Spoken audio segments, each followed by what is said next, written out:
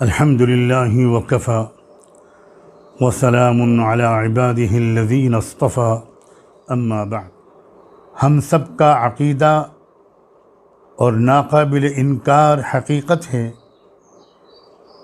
कि सय्यदना मुहम्मदुर रसूलुल्लाह सल्लल्लाहु अलैहि वालिहि वसल्लम अल्लाह के आखिरी नबी और रसूल थे,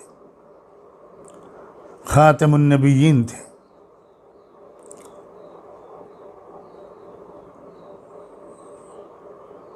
इंसानियत की रहनुमाई के लिए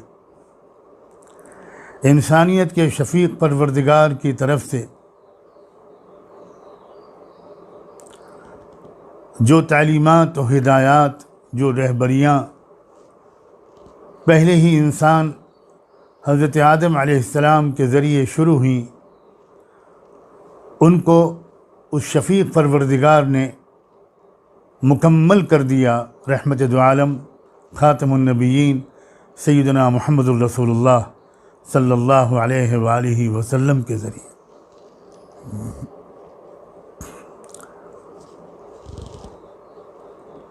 उनके बाद इसकी कोई ज़रूरत न रही कि परवरदिगार की तरफ से कोई नई रहनुमाई कोई लाए और इंसानियत को आगाह करे। आपकी शान ख़ातमुन नबिय्यीन ही की एक दलील और उसी का एक समरा और नतीजा ये भी है कि क़यामत तक आने वाले जो बड़े वाक़यात और हवादिस होंगे, जो हालात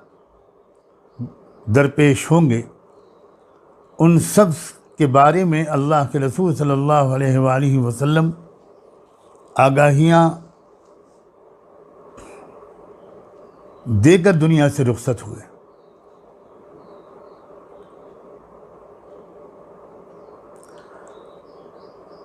उन आगाहियों के देने का एक मकसद यकीनन ये भी था कि आपकी उम्मत हर दौर के हालात को सही तौर पर समझ सके, हालात की हकीकत को समझ सके और उन हालात का मुकाबला उसको कैसे करना है उसके बारे में वो सही रवैया इख्तियार कर सके।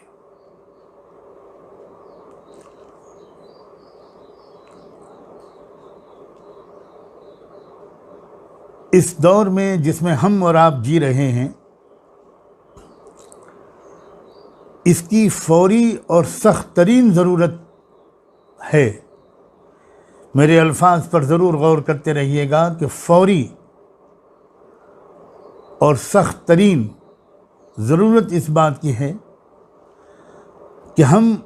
इस दौर के हालात और हवादिस व वाक़यात को भी अल्लाह के रसूल सल्लल्लाहु अलैहि वसल्लम और कुरान मजीद की आगाहियों की रोशनी में समझने की कोशिश करें।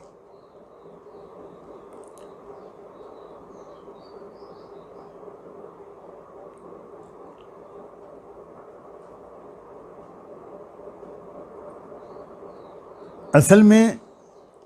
एक बहुत अहम बात ये भी है कि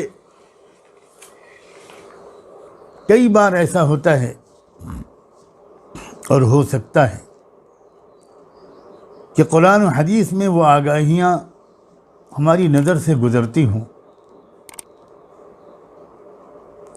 लेकिन इस वजह से हम उनकी असल हकीकत को न समझ पाते हों कि जिस दौर में हम गौर कर रहे होते हैं उस दौर में वो वाक़यात पेश ना आए हों। और ये कोई इल्म की कमी की दलील नहीं है।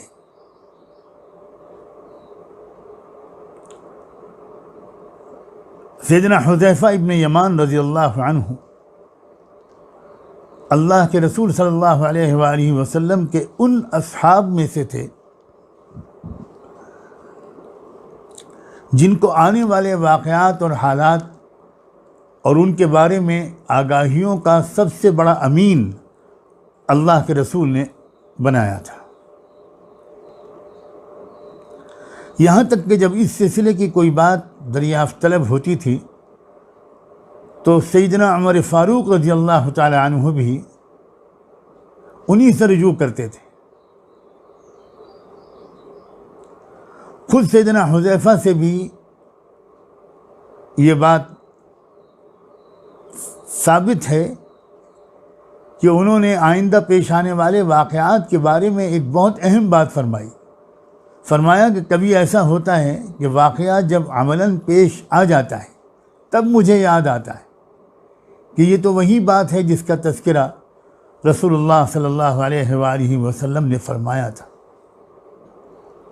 और फिर उन्होंने ख़ुद एक मिसाल भी दी समझाने के लिए कि बिल्कुल ऐसे ही जैसे कोई शख्स किसी के बारे में गायबाना तज़किरा सुने और एक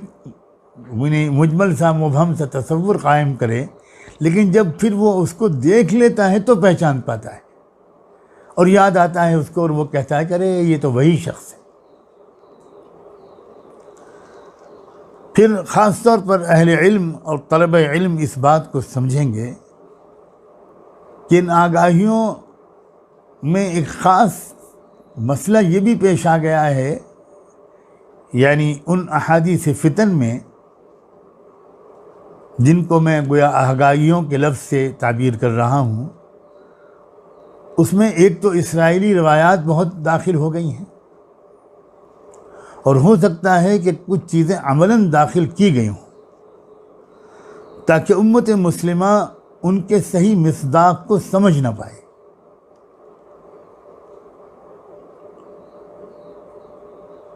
ये तो अल्लाह का शुक्र है कि हमारे मुहद्दिसीन और उलमा ने एक एक रिवायत और सनद की छानबीन की है।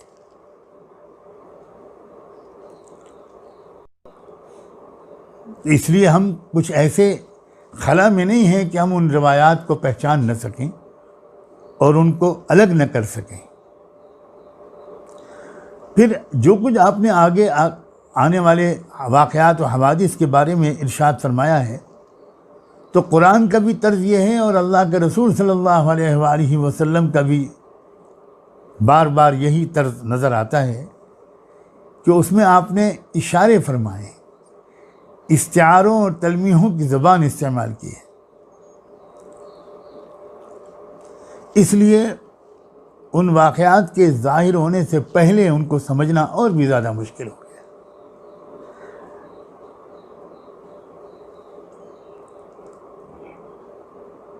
और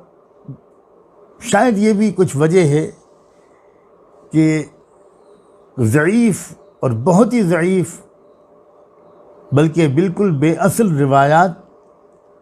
और कुछ तलमीहात और इस्तिआरात इशारों पर मबनी ज़ुबान की वजह से इन बहुत सी आगाहियों के बारे में एक ऐसा तिलिस्माती मावराउल अक़ल और बिल्कुल एक खालिक़ आदत यानी बिल्कुल एक ऐसे अजीब व गरीब किस्म का तसव्वुर ज़हनों पर छा गया है जिसकी वजह से इन आगाहियों को डराने के लिए तो इस्तेमाल किया जाता है, लेकिन गिरदोपेश में पेश आने वाले वाक़यात की हकीकी नौइयत को समझने और रोज़मर्रा सामने आने वाले चैलेंजेस का मुकाबला करने के लिए उन आगाहियों से रहनुमाई लेने की गरज से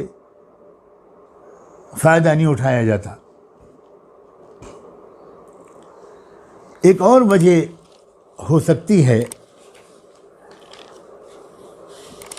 जिसकी वजह से इन आगाहियों का पूरा फ़ायदा नहीं उठाया जा रहा, बल्कि पूरा क्या बिल्कुल फ़ायदा नहीं उठाया जा रहा, वो ये है कि हमारा जो आम तौर पर जहन बन गया है अपने ज़माने की ख़बरों और वाक़यात को समझने का, वो बहुत ही सियासी किस्म का जहन बन गया। सहाफ़ती और मटीरियल मादी किस्म का जहन बन गया। और इसकी वजह से जो हमारा मादी और सियासी जहन बना है और मीडिया के ज़रिए हमको जो तशरीह की जाती है, ख़बरें पहुंचाई जाती हैं वाक़यात के बारे में, उस पर जिस तरह ईमान लाने का, भरोसा कर लेने का मिजाज बन गया है, उसकी तहकीक न करने का जो मिजाज बन गया है, यहाँ तक कि उससे हम तलबा इल्म भी मुतासिर हैं। उसकी वजह से भी उन वाक़यात की असली हकीकत को समझना मुश्किल हो गया। जब तक कि हमारी अक्ल ईमानी नहीं होगी, हमारा तर्ज फ़िक्र ईमानी नहीं होगा और हम पर्दे के पीछे से काम करने वाले रूहानी जो अवामिल हैं, जो रूहानी फैक्टर्स हैं, जो अल्लाह का गैबी निज़ाम और उसका हुक्म, उसका फ़ैसला, उसका इरादा है, अल्लाह की मनसूबाबंदी और अल्लाह की जो प्लानिंग है, जब तक हमारा ज़ौक़ उससे हमाहंग नहीं होता और हमारा दिल और दिमाग उस रुख पर सोचने का आदी नहीं होता, तब तक हम वाक़यात व हवादिस की हकीकी नौइयत को समझ सकें, ऐसा इम्कान कम से कम मुझे तो बिल्कुल नज़र नहीं आता।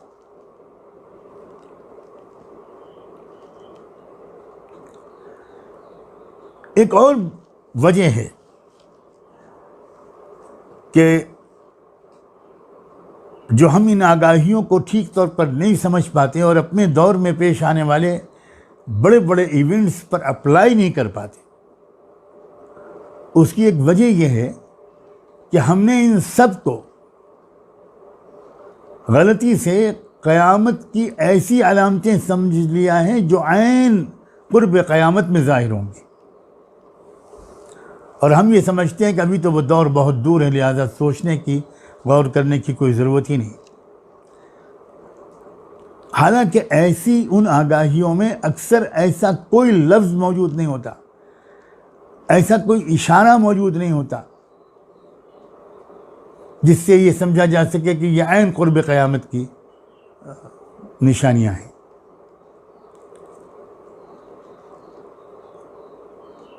बहरहाल इस दौर में उम्मत मुस्लिमा के साथ मशरिक़ वस्ता में, मिडल ईस्ट में और दुनिया के और ख़ित्तों में और आलमी पैमाने पर जो वाक़यात हो रहे हैं, अब तो बिल्कुल लाजिम हो गया है कि हम इन वाक़यात की हकीकी नौइयत को कुरान और सुन्नत की रोशनी में समझने की कोशिश करें।